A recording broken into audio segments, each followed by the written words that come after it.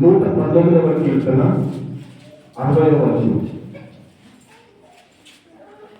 చదవండి.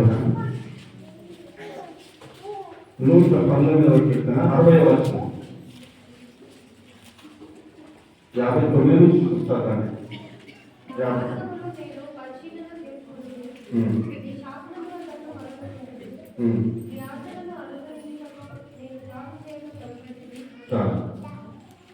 ప్రార్థన చేసుకుందాం. పరిశుద్ధుడైన దేవా, జీవం గల తండ్రి, జీవాధిపతి యేసయ్య, ఈ పరిశుద్ధమైన నామానికి, శ్రేష్టమైన నామానికి, ఉన్నతమైన నామానికి వందనాలు స్తోత్రాలు.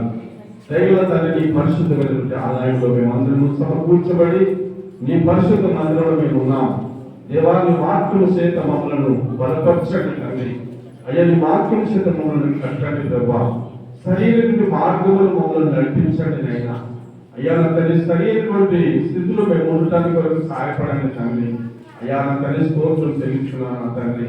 నాయన మా ప్రభా, నీ వాక్యమును విధిస్తున్నప్పుడు మంచి నిలబడ్డ స్థలంలాగా అయ్యా నా తండ్రి, నాయన బిడ్డలు నీ వాక్యమును వినాలి ప్రభా, గ్రహించాలి ప్రభా, వాళ్ళ హృదయాలలో దాచుకోవాలి తండ్రి. ప్రతి బిడ్డ దీవించబడాలి నా తండ్రి. అయ్యా, చిన్నలు పెద్దలందరూ ఆశీర్వదింపబడాలి తండ్రి.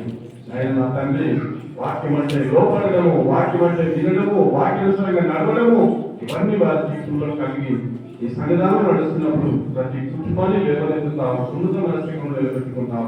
మా మధ్య మమ్మల్ని నడిపించుకొని జీవించుకొని నోటి పూర్వకంగా మాట్లాడినాము. ఏసునామమున బట్టి ప్రార్థిస్తున్నాను తండ్రి. ఆమేన్. హల్లెలూయా.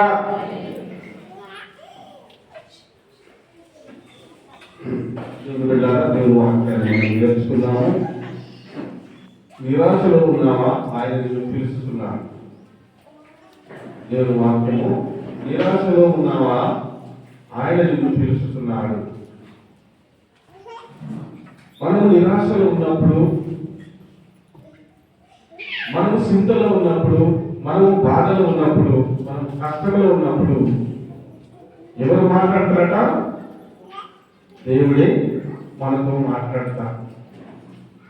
మనం నిరాశలో కృంగిపోతున్న సమయంలో, బలహీన సమయంలో మనం ఎప్పుడైతే కృంగిపోతామో, బలహీనమైతామో, నిరాశ చెందుతామో, ఇక ఈ పనులు జరిగాయి నా జీవితంలో, ఏ మంచి జరగదన్న సందర్భంలో దేవుడు అంటున్నాడు, ఆయన నిన్ను పిలుస్తున్నాడు, ఆయన నీతో మాట్లాడతాడు. దేవుడు పిల్లలు, ఆయన మనతో మాట్లాడే దేవుడని మనకు రుజువున్నది. ఆయన మనతో మాట్లాడితేనే మనం కార్యాలు చేయగలుగుతున్నాము, అద్భుతాలు చేయగలుగుతున్నాము, కార్యాలు చేయగలుగుతున్నాము.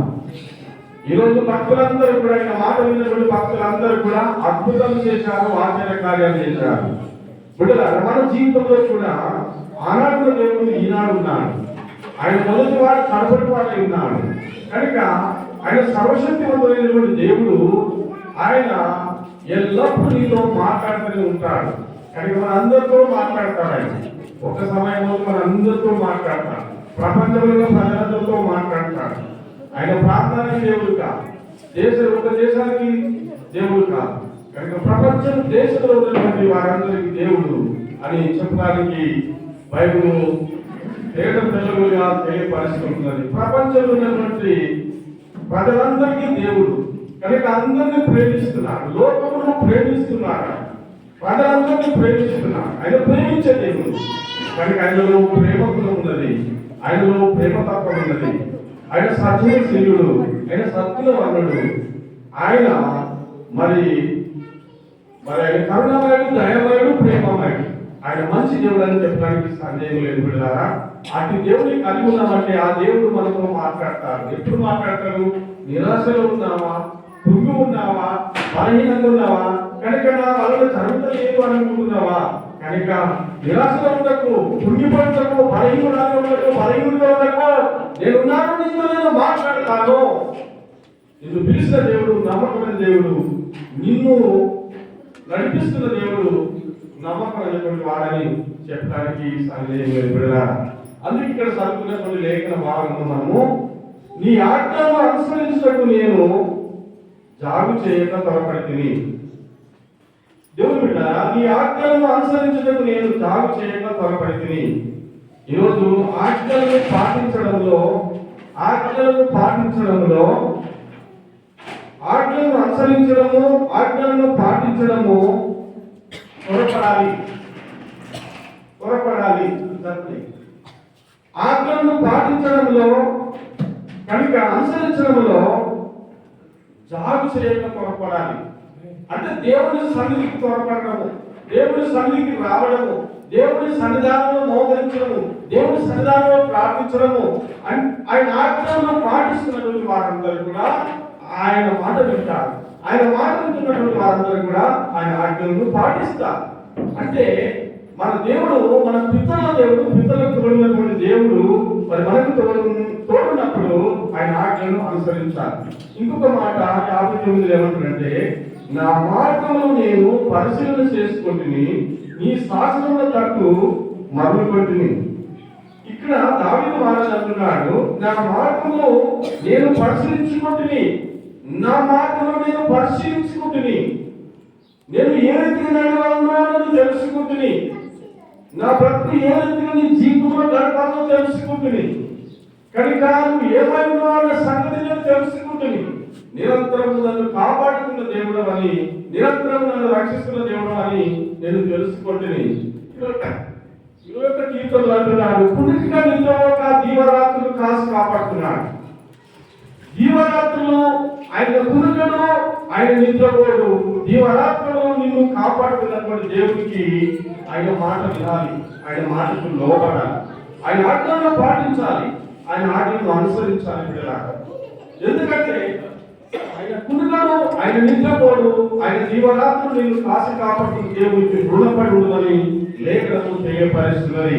అందుకని బట్టి నీ మార్గమును నేను పరిశీలించుకొని, నీ శాసనముల తట్టు మరుగుకొంటిని. శాసనములు కూడా అనుసరించాలి. శాసనాలు, ఆజ్ఞలు, క్రమాలు, కట్టలు, విధులు అనేది అంటే దేవుని బిడ్డలకు ఇవన్నీ కూడా మనం పాటించడంలో, మనం వాటన్నిటిని అనుసరించడంలో చాలా నైపుణ్యత కలిగిన వారమై ఉండాలి. ఇక్కడ నేను ఇంకో మాట మీకు చెప్పేది ఏంటంటే, ఈ ఆదివారం రోజు, ఈ పరిశుద్ధ దినం అంటే ఆశ కలిగిన వారమై ఉండాలి, తుష్ట కలిగిన వారమై ఉండాలి, పరిశుద్ధమైన ఆలయానికి వెళ్ళాలని ఉండాలి, పరిశుద్ధమైన ఆలయంలో దేవుని ఆరాధించాలని ఈ మనసు పూర్తిగా, నీ హృదయపూర్వకంగా ఉండాలి. చాలా మంది జీవితంలో ఒక వారం తప్పితే బాగుంటుంది, 2వ వారం తప్పితే బాగుంటుంది, 3వ వారం తప్పితే బాగుంటుంది అని సొంత పనులు పెట్టుకున్నటువంటి వారందరూ కూడా, సొంత పనులను అనుసరిస్తున్న వారి జీవితాలలో చాలా కష్టాలు సంభవిస్తాయి వరకు. ఎందుకంటే బిడ్డలారా, దేవుని మార్గమును వదిలి, దేవుని నియమాలను వదిలి, దేవుని కట్టడాలను వదిలి, దేవుని శాసనాలను వదిలి, దేవుడు ప్రత్యేకించిన నీ జీవితంలో, ప్రత్యేకంగా నిన్ను నడిపించిన నీ జీవితంలో సరిగా నడవకపోతే నువ్వు అనుభవించేది కష్టాలు అని చెబుతున్నాడు దేవుడు ఇక్కడ. దేవుడు బిడ్డలారా, అందుకే ఇక్కడ 2 మాటల్లో 60వ వచనం, ఆజ్ఞలను అనుసరించడం నేను జాగ్రత్త చేయక పొరపడుతున్నాను.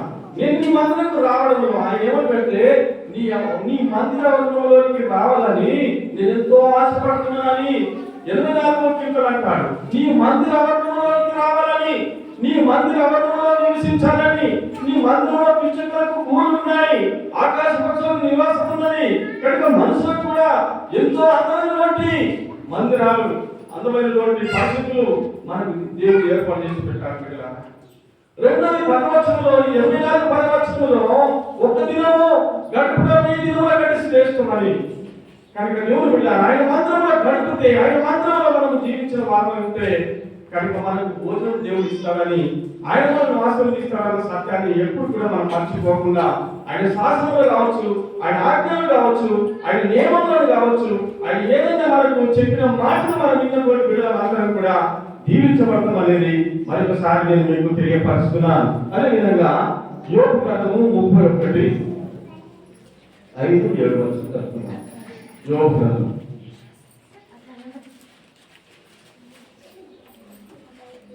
31.